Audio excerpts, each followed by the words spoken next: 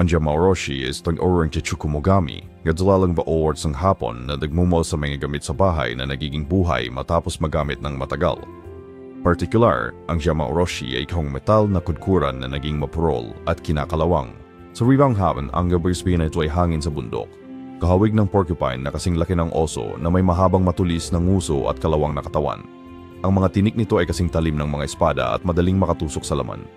Napakatalino at kayang linlangin ang mga biktima, hinihipan ng Yamaoroshi ang matutulis na tinik nito sa mga tao na nagiging sanhi ng pagkakasakit o pagkamatay. Your Yamaoroshi is hindi raw famisturdo and madalas ituring na sinyalis o masmang panahon. Tiyan score for ang Yamaoroshi ang nafarnaon of rekli ko ng Mings Bagyo o Blizzard. Yan itong lumipad at gamitin ang malalakas na hangin para maglakbay ng malayo.